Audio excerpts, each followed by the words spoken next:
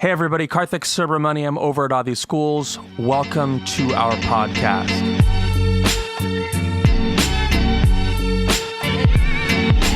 Got an email here. The email subject goes, I feel used. That doesn't sound good.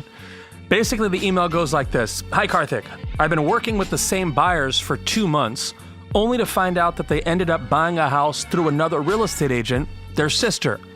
The way I found out about this was that the buyers went dark on me after I had shown them a property they absolutely loved.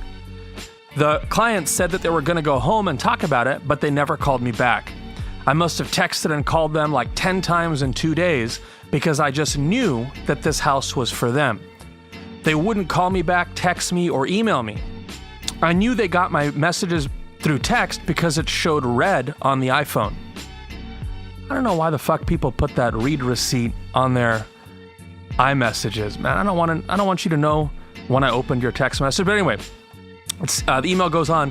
Turns out they've bought the house through another real estate agent. I think this agent was the relative of the buyer because the MLS showed the selling agent and they had the same last name as the buyer. I feel used and betrayed. What should I do? Thanks in advance, and then my former student's name. Well, welcome to reality when you work with a bunch of buyers. The lesson here really is, to build a great, sustainable, leverageable real estate business, you need to focus on working with sellers and having listings rather than working with buyers. But I get it, right? As a new real estate agent, or even as a veteran agent, you can't choose that you'll only work with sellers. You're going to take what comes to you. And if you have a buyer that you connect with and click with, it's natural. Of course, every listing needs a buyer. I get it. Couple things I would say. First, on 100% of the transactions, we have to get a buyer-broker agreement signed. That has to be a norm for us in the real estate business. We need to have a buyer-broker agreement because if you don't have one, you're going to end up in situations like this where you find yourself working 2, 3, 4, 5, 6, 8 weeks with a buyer, and they ultimately end up buying a house through someone else. Get a buyer-broker agreement signed 100% of the time. Now, maybe I should say 99% of the time, because if your mom buys a house, are you going to make your mom sign a buyer-broker agreement? Well, I guess it depends on your mom, but I'm not going to have my mom sign a buyer-broker agreement or a great past client or, somebody that you've done business with before, whatever it is. You can work with them on a handshake deal. But if you meet some schmuck at an open house, you better believe you're going to get a buyer-broker agreement signed to protect yourself in this situation, number one. Number two, I guess my question is, in this email it says that the buyer loved the house, loved everything about it, but the buyer wanted to go home and think about it. Now, to me, that's a pretty big red flag. If somebody says they love it and they want it, and it checks 95% of the things off their list that they want, why are you going to let that buyer leave?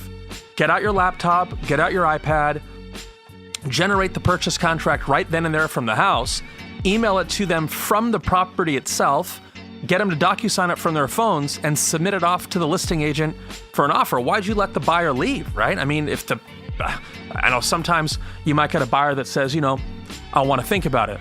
And legitimately, maybe they do need time to think about it. Or they might say, hey, I want to pray about it.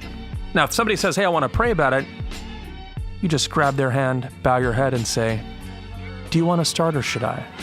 I'm just kidding, right? But the point is that if you have a buyer that says that they love it, why not generate the contract right then and there from the property and have them DocuSign or sign the document, again, right at the house, generate the email, send it off to the listing agent, and not have to wait. But those are two things that I would say. First, make sure you have a buyer-broker agreement signed, number one. And number two, if the buyer says that they love it, there's no rule against generating the purchase contract right then and there from the property. But again, this happens to the best of us. This happens to all of us. It's just part of being in the real estate business and working with a buyer.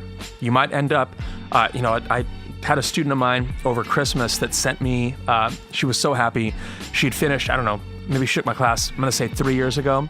She, around Christmas last year, bought herself a black, brand new Mercedes S550 with white leather interior and a white dashboard, and clearly somebody who doesn't have kids or a dog, quite frankly, but a beautiful black S-Class with white leather interior. The car just looked amazing. She sent me a picture. About 2 weeks later, she sends me a picture of the back seat. Again, all white stitched leather with a big purple stain right on the back seat. Looked like somebody had assassinated Barney in the back seat of the S-Class. And she said, how do I get this out? I wrote her back and said, what is that? She goes, well, I was showing property about a week ago, and the buyer had an 8-year-old son. The son was got in my car with a can of Welch's grape soda, and I took a hard right. The Welch's grape soda took a hard left, and it spilled all over the back of my seat. She goes, what do? I said, I have no idea. It turned out it was like an $8,000 upholstery repair at the Mercedes dealer. So the point is, if you work with buyers, these are kind of things that just happen, right? They're hazards of the job. So get that buyer broker agreement signed at all times, no exceptions, and make sure that you're ready. If the client says they love it, generate the purchase contract right then and there. But good luck. Keep plugging away. Don't forget to follow me on Instagram, subscribe to our YouTube channel. Take care, guys.